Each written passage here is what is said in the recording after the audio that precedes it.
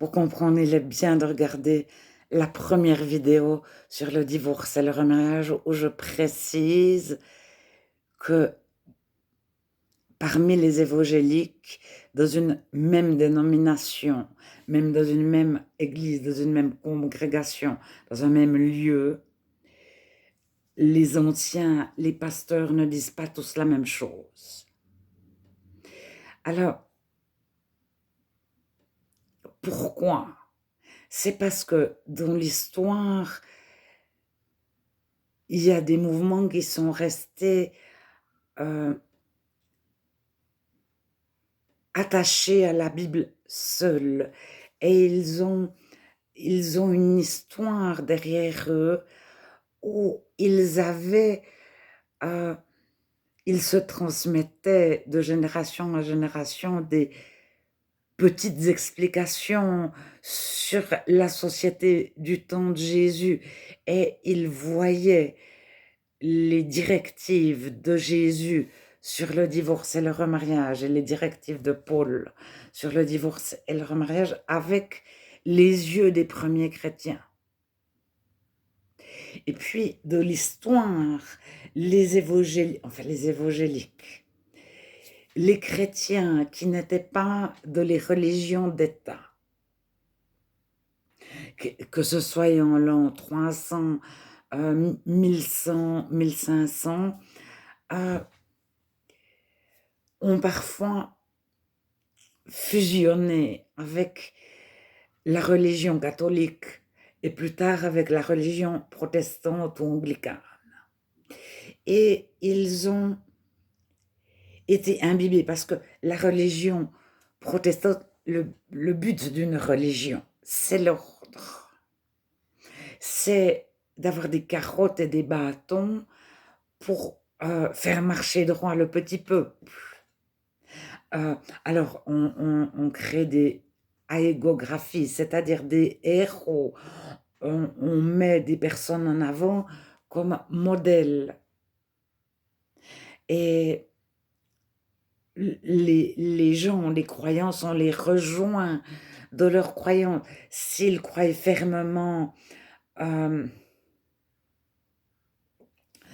Tartampion,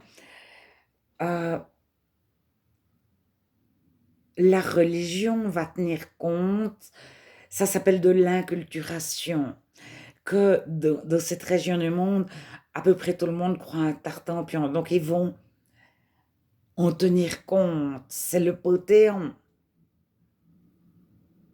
Alors, le protestantisme a rejoint tous ceux qui étaient Jésus seul. Je crois à Jésus tel de les Écritures telles qu'elles étaient en l'an 102, 103, 100, 400, je ne sais pas. Voilà. Alors, parce que les Écritures évoluent de l'histoire parfois. Et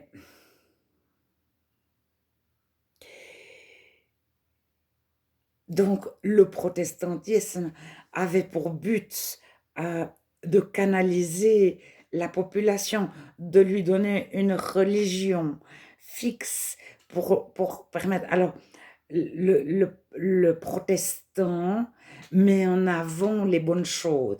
Tu es une belle personne parce que tu fais juste. C'est de l'ascétisme.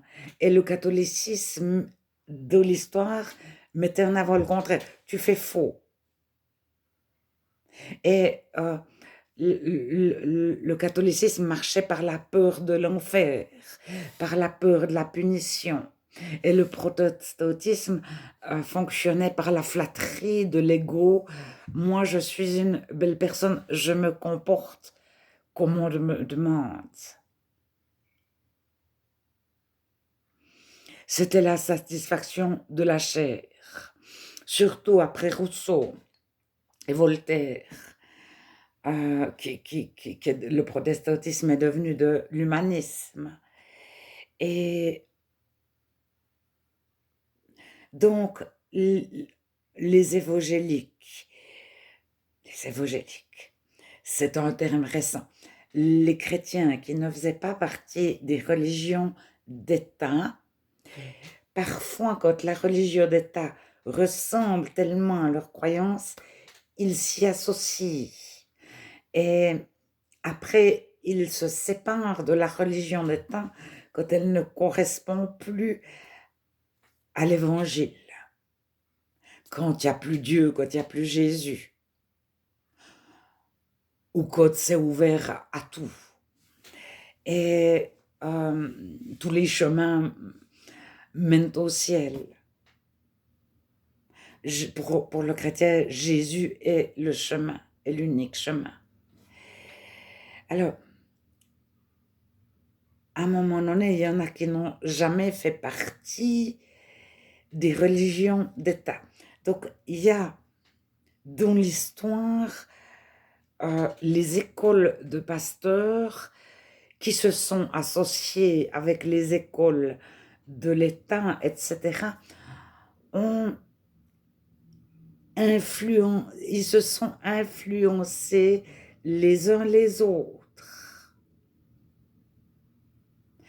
Et à un moment donné, lorsque 3 générations a appris quelque chose, elle a répété, elle a entendu de la part de tous les pasteurs, c'est devenu un acquis, c'est devenu incontournable, c'est devenu, chacun est persuadé que c'est l'enseignement de Paul et de Jésus, c'est la juste interprétation. Et personne n'a l'idée de replacer dans un contexte de l'histoire.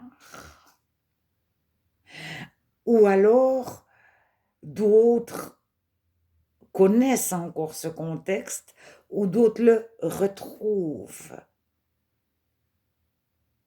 Et c'est pour ça aussi, il y a toujours le légalisme, c'est-à-dire la lettre, les écritures, et à un moment donné, il y a dans l'écriture, c'est écrit, point. Et il y a la personne qui aime, qui pense que Jésus demande d'aimer Dieu et d'aimer son prochain. Et aimer, c'est écouter. Et lorsqu'elle a écouté un premier couple, ou un premier homme, ou une première femme, elle a été interpellée, ou elle a entendu, elle a lu dans les médias, et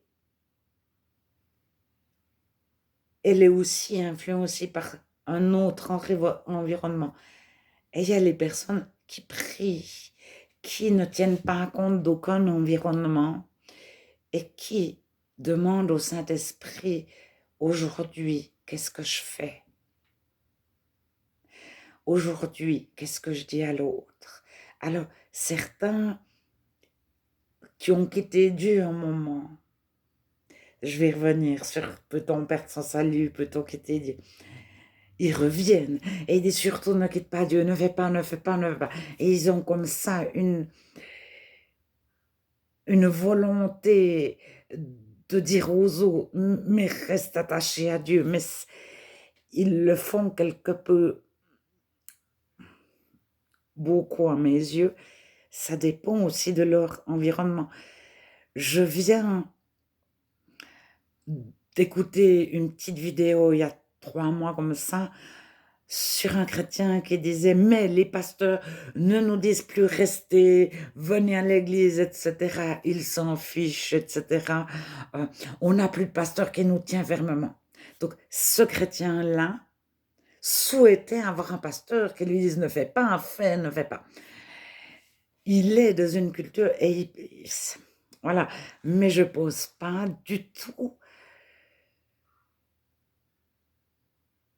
enfin, oui, exhortez-vous les uns les autres. tous les jours. Exhortez-vous à rester en Dieu, proche de Dieu, etc. Mais je reviendrai peut-être là-dessus sur une autre petite vidéo. Je termine sur le divorce et le remariage. Je voulais dire que les divergences dépendent du mélange des religions d'État comme l'anglicanisme, de les pays anglophones, le protestantisme, euh, le catholicisme, de l'influence que ces religions d'État ont eu sur les chrétiens dans l'histoire, des chrétiens qui ont adhéré parfois un peu, un temps, souvent, aux religions étatiques. Ou quand elle était obligatoire, il y a toute l'église du désert, par exemple, en France. Je pense qu'on a tous entendu parler de l'église du désert. Donc, c'était les clandestins. Ils se retrouvaient dans des forêts et ils prêchaient devant 3000 personnes dans une forêt et ils avaient des bibles de cette grandeur qui cachaient, les femmes les cachaient de leurs chignons. Et des livres de chants aussi,